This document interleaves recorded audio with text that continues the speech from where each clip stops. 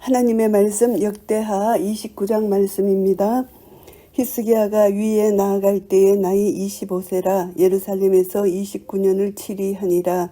그 모친의 이름은 아비야라 스가랴의 딸이더라. 히스기야의 통치 기간은 공식적으로 BC 728년에서부터 BC 687년까지인데요. 42년간의 통치 기간에는 그가 병에서 회복되어서 수명을 연장받은 15년도 포함되어 있고요. 히스기야가 그 조상 다윗의 모든 행위와 같이 여호와 보시기에 정직히 행하여 역대기에서 통치에 대한 평가를 말할 때 다윗의 모든 행위와 같이 이렇게 평가받습니다. 그런데 이렇게 평가받은 왕은 히스기야와 요시야 왕 둘뿐이고요. 원년 정월에 여호와의 전문들을 열고 수리하고 히스기야의 통치 첫 해입니다. 니산을 태양력으로는 3, 4월을 가리키는데요.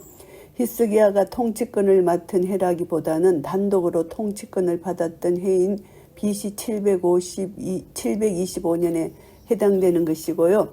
여호와의 전문을 열었다. 여호와의 전문이 폐쇄된 것입니다. 왜냐하면 히스기야 부친인 아하스 왕이 통치하던 때였기 때문이고요. 아하스 왕은 여호와의 전문을 폐쇄했고, 그래서 이제 그 기구들을 다 아하스가 폐쇄하고 전문을 폐쇄하고 기구들을 파괴했기 때문에 여호와의 전마당에 다메섹 신 우상을 세워 성전을 더럽혔기 때문에 경건한 히스기야는 이제 실질적인 통치권을 부여받자마자 성전을 복구하고 우상을 척결하는 일을 시작했고요. 제사장들과 레위 사람들을 동편 광장에 모으고, 동편 광장, 이것은 이제 성전의 동편 외곽지에 있는 광장일 것으로 추측하고요. 이것은 왜 그러냐 하면은 제사장들과 레위인들 가운데 우상으로 더럽혀져 있던 사람들이 많았기 때문에 먼저 자신을 정결케 하도록 하기 위해서 이곳에서 모였을 것이고요. 저희에게 이르되 레위 사람들아, 내 말을 들어라. 이제 너희는 성결케 하고 또 너희 열조의 하나님 여호와의 전을 성결케 하여 그 더러운 것을 성소에서 없이 하라. 제사장들과 레위인들이 성전의 일을 수행할 때 몸을 정결케 하는 일은 하나님 말씀의 규례에 따른 의무고요. 히스기야가 성전을 성결케 하기 위하여 성결의 법에 따라서 레위인들과 제사장들에게 먼저 자신들을 성결케 하라고 명령한 것은 하나님께 대한 신실함, 경외심의 표현이라고 볼 수가 있습니다. 여호와 하나님을 경외하지 않고는 성결을 이룰 수 없습니다. 히스기야는 이스라엘 전체의 죄에 대한 분명한 인식이 있었고 하나님의 거룩하심이 절대적이라는 것을 알기 때문에 이렇게 한 것이고요. 이 더러운 것을 성소에서 없이 하라. 더러운 것은 우상 숭배와 관련된 모든 것, 이것을 없이 하라는 것입니다. 우리 열조가 범죄하여 우리 하나님 여호와 보시기에 악을 행하여 하나님을 버리고 얼굴을 돌이켜 여호와의 성소를 덩지고, 우리 열조라는 것은 아하스와 그 당시 사람들을 가리킵니다. 얼굴을 돌이켰다. 여호와를 경외하지 않고 여호와에게서 마음이 떠났다. 이것을 가리키고요. 여호와의 성소를 덩졌다. 성전 제사를 폐하고 우상 숭배한 사실을 이렇게 말하는 것이고요. 또 낭실문을 닫으며 등불을 끄고 성소에서 분향하지 아니하며 이스라엘 하나님께 번제를 드리지 아니한 고로, 아하스는 여호와의 전문을 닫고 여호와께 대한 모든 성전 예배를 완전히 폐지했습니다. 그래서 아하스의 번제는 다메섹의 신들에게 드려진 것이지 여호와께 드려진 번제라고 볼 수가 없는 것이고요. 여호와께서 유다와 예루살렘을 진노하시고 내어버리사 두려움과 놀람과 비웃음거리가 되게 하신 것을 너희가 목도하는 바라. 이것은 이제 이방에게 이들이 이제 내어준 바 됐다는 것입니다. 유다가 아하스 치하에서 아람과 이스라엘에 의해서 곤욕을 치른 것, 블레셋과 에돔으로부터 당한 수치스러운 패배, 또 아수르의 디글과 빌레셀에게 당한 이런 모든 것들, 이것은 유다가 하나님께 범죄함으로 인하여 겪게 되는 고난인데 이것을 하나님께서 내버려 주셨다. 하나님의 징계에 해당하는 것이다. 이것을 말씀하는 것이고요. 그래서 이들은 두려움과 놀람과 비웃음거리가 되게 하신 하나님, 유다를 낮추셨다는 것입니다. 여호와의 진노하심 심판하심으로 당하는 극심한 고통 이것을 나타내고요. 이로 인하여 우리의 열조가 칼에 엎드러지며 우리의 자녀와 아내가 사로잡혔느니라. 전쟁으로 인하여 포로로 잡혀간 것이고요. 이제 이스라엘 하나님 여호와로 더불어 언약을 세워 그 맹렬한 노로 우리에게서 떠나게 할 마음이 내게 있노니 여호와와 언약을 세우기 위해서 히스기야가 성전을 성결했다고 나타나는데 여기서 히스기야가 언약을 세운다는 것은 이미 주어진 언약의 의무를 수행한다는 그런 의미고요. 마음이 내게 있노니 이것은 성전을 향한 히스기야의 열정을 표현한 말입니다. 성전을 건축할 마음을 품었던 다윗의 열정과 비슷한 것이고요. 내 아들아 이제는 게으르지 말라. 여호와께서 이미 너희를 택하사 그 앞에 서서 수종들어 섬기며 분향하게 하셨느니라. 방종하는 가운데 참여치 말라. 게으르지 말라는 것입니다. 그래서 이제 규모 없이 아무렇게나 행동하지 말고 어리석게 아무 일도 하지 않는 것 이것을 경계하라는 것입니다. 이미 너희를 택하셨다. 성전에서 봉사하는 레위인들 제사장들은 이미 율법에 명시된 바와 같이 특별히 구별된 직분자임을 여기서 가리킵니다. 그래서 제사장들과 레위인들로 하여금 그들이 마땅히 서 있어야 할 이치를 알게 되고 역할을 잘 감당할 수 있도록 신실하게 수행하는 것이 하나님의 언약에 건강한 것이라는 것을 일깨워주는 것이고요. 이에 레위 사람들이 일어나니 곧 그하스의 자손 중 아마세의 아들 마아카, 아샤라의 아들 요엘과 무라리의 자손 중 압대의 아들 기스와 여할렐렐의 아들 아사랴와 게르손 사람 중 심마의 아들 요하와 요하의 아들 에덴가 이제 이들이 레위인과 제사장들이 이제 일어납니다. 일어나서 이제 주님의 하나님을 섬기는 일을 하는데 그핫과 무라리와 게르손의 자손들을 열거합니다. 레위 족속 전체를 언급하는 것과 다름이 없는 것이죠. 그래서 이제 그런데 각 자손들 가운데 2명씩 열거합니다. 그들이 지도자적 이치에 있었거나 의도적으로 선출된 대표자들이기 때문이고요. 아마세의 아들 마핫이라는 것은 그핫 자손 사무엘의 계보에 있고요. 아사라의 아들 요엘은 마핫과 동일한 계보고요. 압대의 아들 기스, 무라리 자손 에덴의 계보고요. 여할렐렐의 아들 아샤라, 레인 족보에는 나타나지 않는데 유다 사람의 명단에 나타나는 여할렐렐과 본문의 여할렐렐이 동일인인지는 확실치 않다고 하고요. 그래서 아샤라는 하나님의 전을 관리하는 자로 나타난다고 하고요. 심마의 아들 요아, 게르손 자손의 계보고요. 요아의 아들 에덴은 레인 족보에는 나타나지 않지만 그의 백성이 드린 예물을 그 형제에게 나누어 주는 일을 하였다고 하고요. 엘리사반의 자손 중 시므리와 여우엘과 아삽의 자손 중 스가랴와 마따냐와 모세 시대의 그핫 사람의 족장입니다. 엘리사밧은 그래서 그핫, 무라리, 게르손과 동등한 위치에서 항상 독립된 계보로 소개되고 있고요.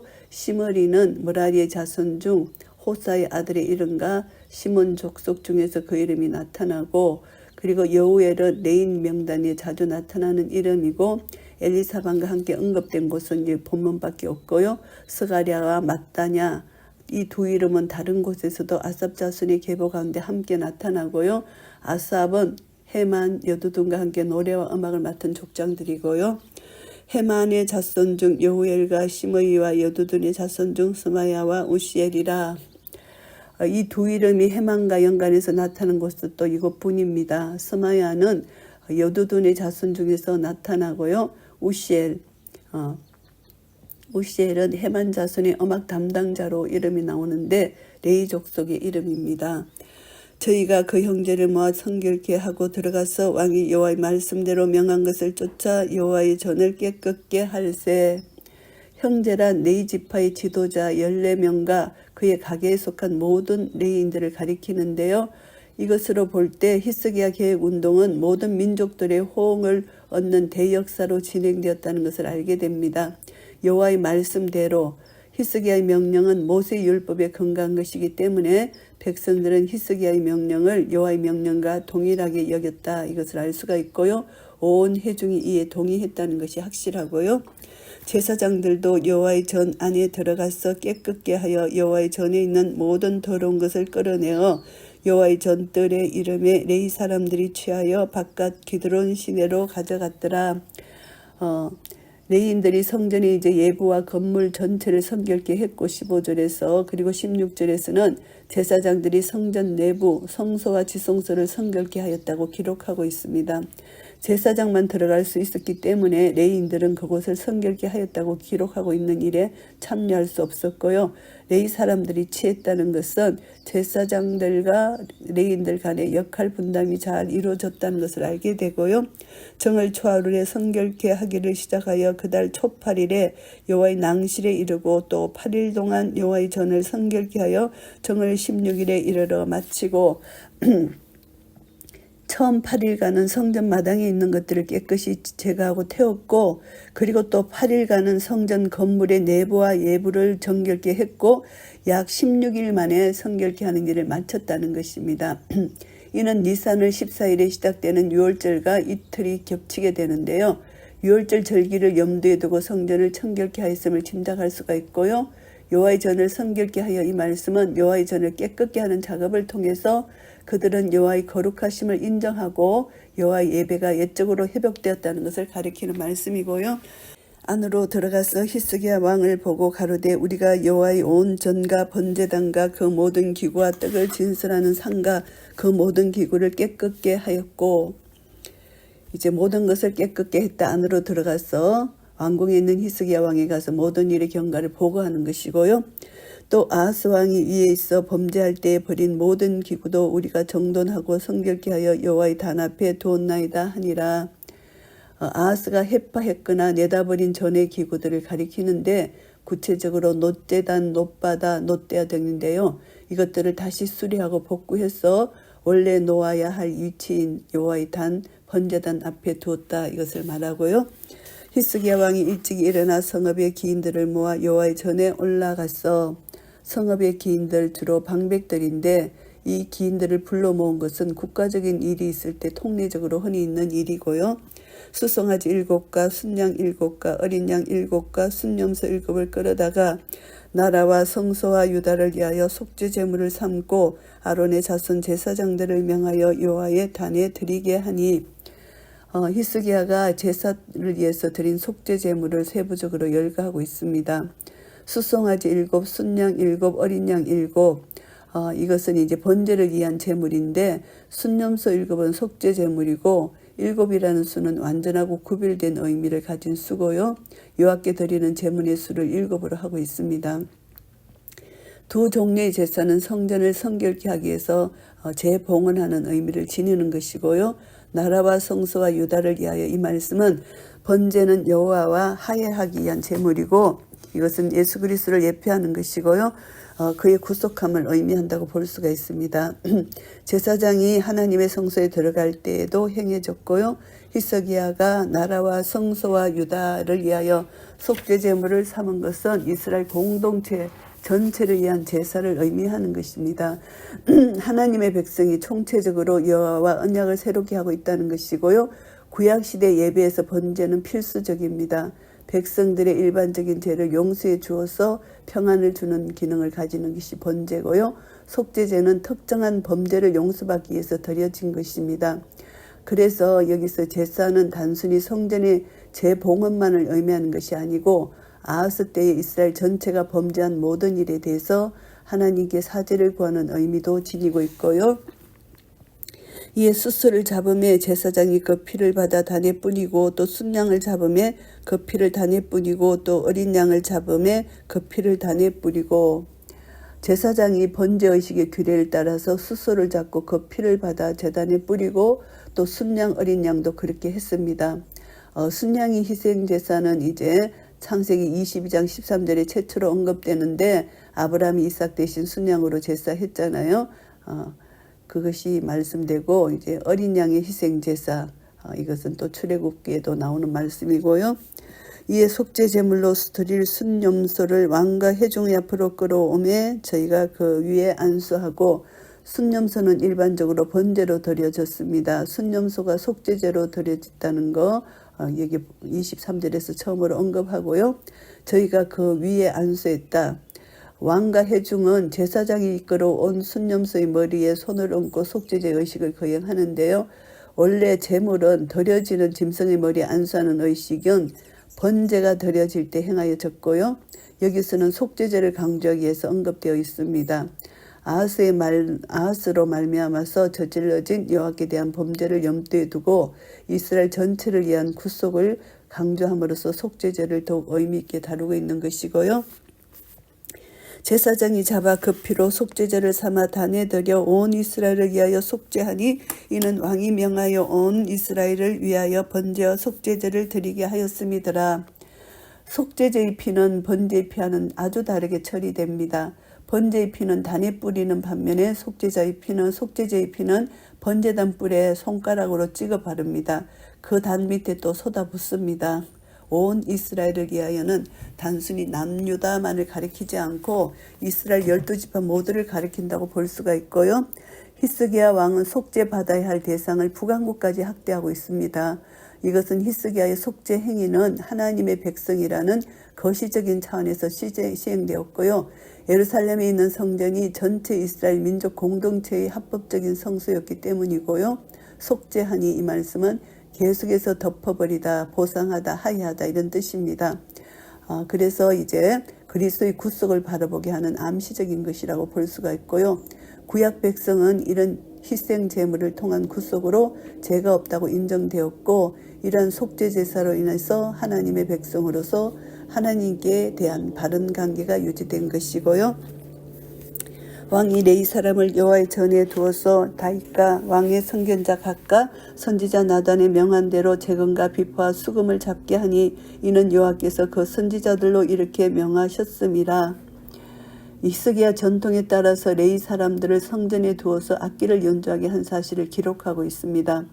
다윗 왕과 선견자 각과 선지자 나단의 명한 대로 이 말씀은 제사장들과 레위인들로 하여금 찬양케 하고 악기를 연주하도록 한 사람은 다윗이었고요. 이러한 다윗의 사역에 선지자 각과 나단이 관여했다고 이렇게 언급하고 있습니다. 각과 나단은 성전 예배와 레위인들을 24반차로 나누는 일에 관여했을 것이고요. 여호와의 손에서 그의 선지자들의 손에서 하신 명령 때문이다. 이것은 이제 하나님의 주권적인 지시하에 모든 일이 수행되었다. 이것을 알 수가 있고요. 레위 사람은 다윗의 악기를 잡고 제사장은 나팔을 잡고 쓰매 다윗이 만들어 예배 때 사용했던 악기들을 가리킵니다. 제사장은 나팔을 잡고 쓰매 이것은 나팔을 부는 일은 제사장의 임무라는 것을 알게 되고요. 히스기야가 명하여 번제를 단에 드릴새 번제 드리기를 시작하는 동시에 여호와의 시로 노래하고 나팔을 불며 이스라엘 왕 다윗의 악기를 울리고 이것은 이제 번제가 시작되어 끝날 때까지 노래와 악기 연주가 회중의 경배가 진행되고 있다는 것입니다.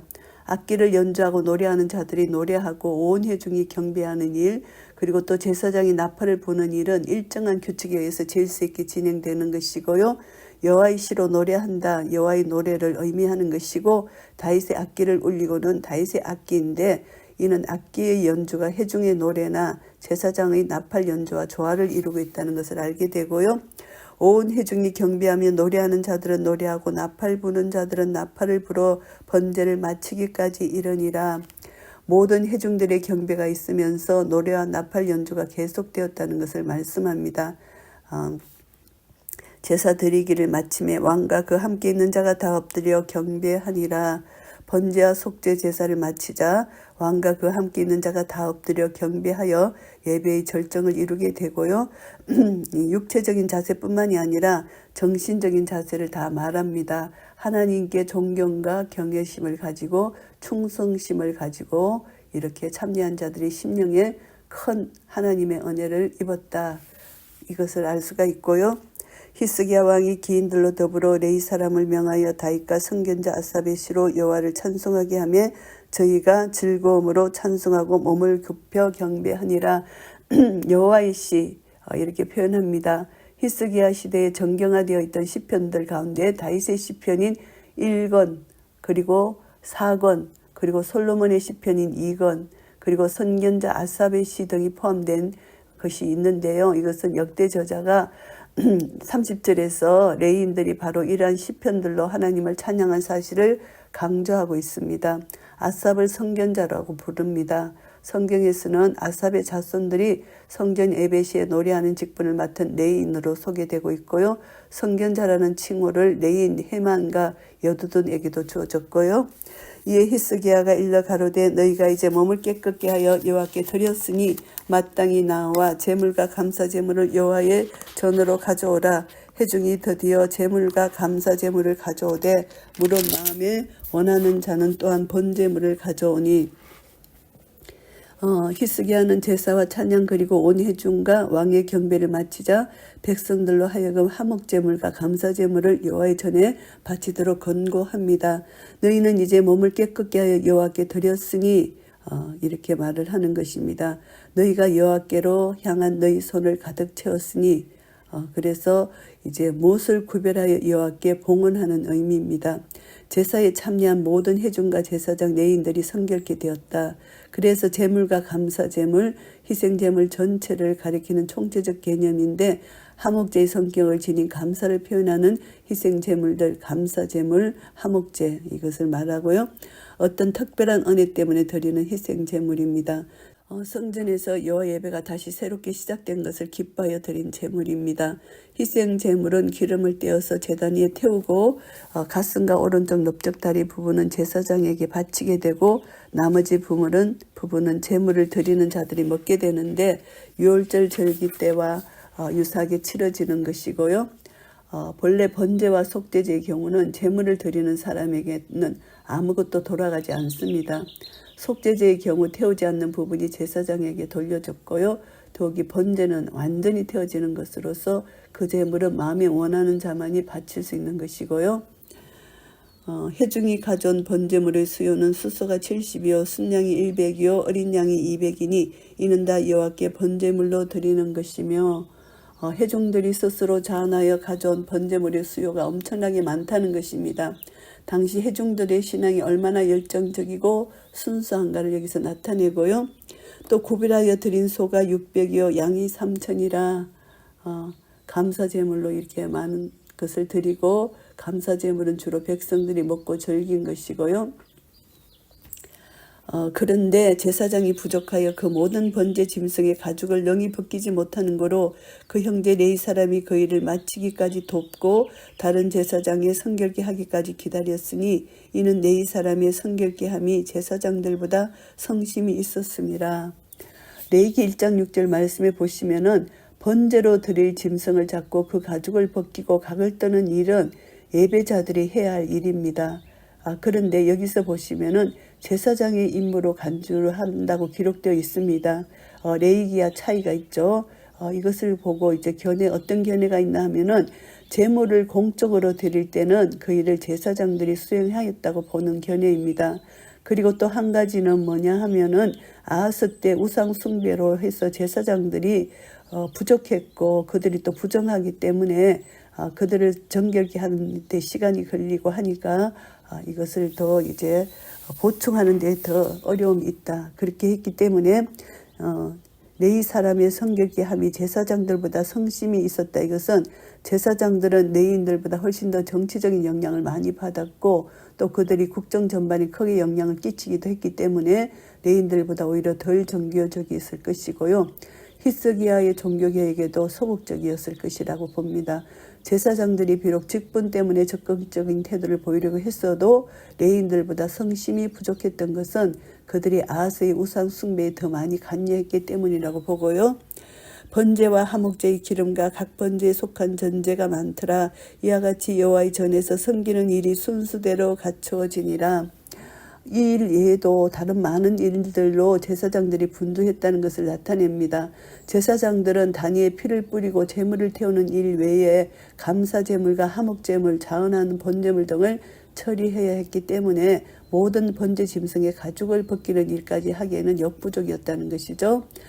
전제는 포도주가 사용되었는데 피를 붓는 것처럼 제단 밑에 부었던 것이고요. 순수대로 갖춰졌다. 이 말씀은 성전을 성결케 하고 재봉헌하는 일뿐만이 아니라 정규적인 성전 예배가 완전히 부활되었다는 것을 보고요. 이 일이 갑자기 되었을지라도 하나님이 백성을 위하여 예비하셨음을 인하여 히스기야가 백성으로 더불어 기뻐하였더라. 히스기야의 종교개혁을 하나님께서 미리 예비하신 은혜로 보고요. 그 일이 속히 이루어진 것을 히스기야와 백성들이 기뻐하였다는 뜻입니다. 사악한 아하스의 배교로 인해서 우상을 섬기던 상태에 있다가 여호와께 대한 열심과 충성의 상태로 급속하게 변할 수 있었던 것은 하나님께서 타락한 아하스 치하에서도 히스기야와 같은 신실한 자들을 예비해 두셨기 때문이고요. 이와 같은 하나님의 오묘한 섭리 때문에 그들은 기뻐한 것이 되고요. 히스기야의 종교개혁은 인간의 시각에서 볼 때는 갑작스럽게 된 일처럼 보이지만 실제로는 하나님께서 오랜 준비 과정을 통해서 역사하신 것이라고 볼 수가 있습니다. 역대하 29장 말씀을 정리하겠습니다. 히스기야가 성전 정화를 한 내용입니다. 1절부터 19절까지는 성전 정화가 대역사적으로 일어났던 것입니다. 히스기야 통치 때 이제 일반적인 언급과 평가 그리고 아하스 시대에 해파되었던 성전을 복구하는 사업 전반에 대해서 기술합니다. 25세의 나이로 왕위에 오른 히스기야가 국내적으로 처한 난간 난세를 해결하기 위해서 먼저 종교적인 방법을 취했다는 것입니다. 성전 정화를 제일 먼저 했다는 것이죠. 그래서 성전 정화를 주도한 히스기야의 모습, 그의 명령을 받들어 일을 수행한 레위인들의 역할이 강조되고 있습니다.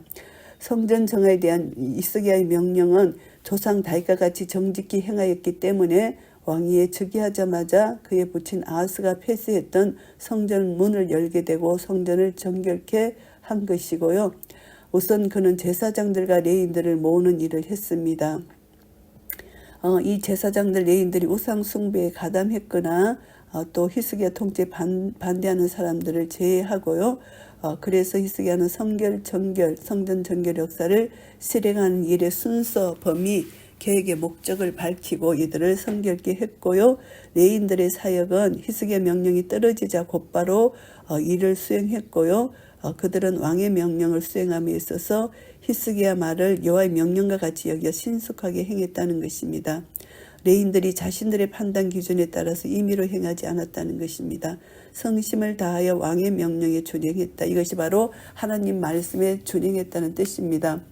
그래서 이것을 통해서 우리는 어떤 교훈을 얻을 수 있나 하면은 히스기야의 하나님의 사랑하는 마음으로 개혁을 한 이 의지는 그의 올바른 믿음에서 비롯된 것이다. 이것을 알게 되고 이것은 주변 정세를 볼 때 그 당시에 히스기야가 국가적인 중대사를 모두 제쳐놓고 성전 복구를 우선적으로 했다는 것.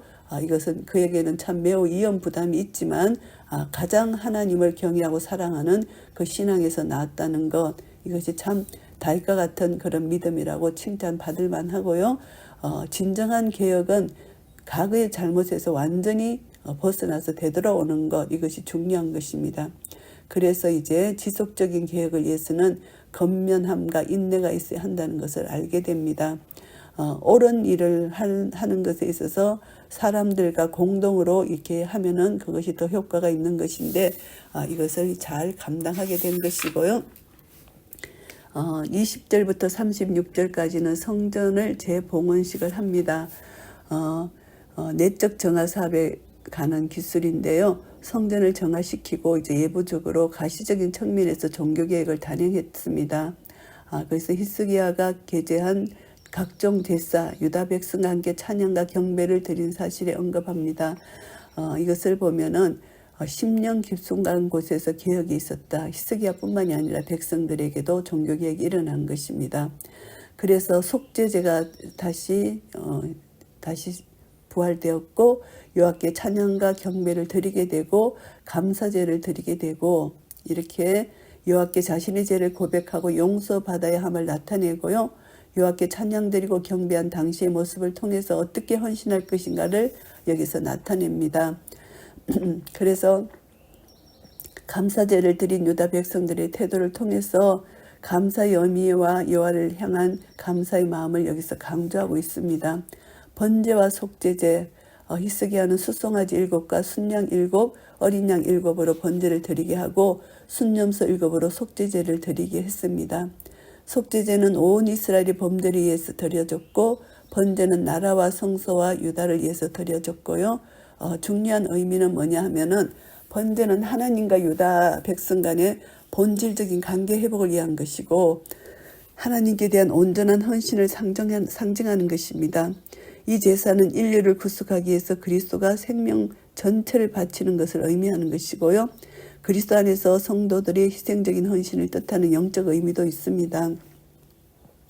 유다 백성 모두가 여호와께 이러한 제사를 드렸다는 것은 백성들 전체가 주께 헌신하기로 다짐했다는 의미고요. 속죄제는 특정한 죄의 사함을 받기 위해서 드려지는데 특히 순념소를 제물로 드리는 경우는 족장들의 제사함을 위한 것입니다. 이스라엘 12지파 유다민족 전체가 죄로 인해서 받아야 할 심판을 면하게 된다는 것이고요. 그런 제사를 드린 것이고요. 감사제와 화목제 또 임의의 번제 이것은 화목제를 드리고 난 후 백성들은 히스기야의 명령에 따라서 감사제물을 가져왔고요. 백성들은 자은하의 분제물을 가져왔고 이로 인해서 백성들은 하나님과 화목하고 친교하게 되었고 히스기야는 백성들과 하나님이 합평하게 된 것을 기뻐했습니다. 레위인들이 제사장들보다 더 열심으로 성결케 하기에 힘썼고 제사에 임했다는 것이고요. 평민 또는 일반인들이 지도자적 위치에 있는 성직자들보다 히스기야의 종교개혁에 더 열심이었다는 것을 여기서 나타냅니다. 그래서 우리가 성도들, 성직자, 목회자들보다 정말 일반 성도들이 더 순수함을 우리는 많이 보게 됩니다. 그래서 우리는 하나님 앞에서의 나의 삶, 모든 권위를 버리고 교만을 버리고 하나님 앞에 나아가는 자는 겸손하게 하나님을 사랑함으로 기쁨으로 하나님께 섬기는 이 모습이 참 하나님이 기뻐하시는 모습이라고 볼 수가 있습니다. 그래서 우리는 하나님의 일을 감당할 때 성실하게 합력하여 하나님 말씀대로 순종할 때 하나님은 우리를 기뻐 받으시고 하나님이 우리를 기뻐하시는 예배는 정성껏 마음을 다하여 하나님께 즐거움과 기쁨으로 드리는 것 이것이 하나님이 기뻐 받으신다는 것을 다시 한번 깨닫게 됩니다. 우리는 날마다 감사제로 하나님을 기뻐 찬양할 때 나를 구원해 주시고 나를 창조해 주시고 나를 인도해 주신 놀라신 하나님의 은혜 지금까지 나의 나 된 것은 하나님의 은혜라는 것을 고백하면 항상 감사로 하나님을 찬양하고 나갈 때 우리 드리는 예배가 하나님 마음에 흡족하고 하나님께 기쁨과 영광을 드릴 수가 있을 것입니다. 이런 은혜가 우리 모두에게 있으시기를 예수 그리스도 이름으로 축복합니다. 아멘.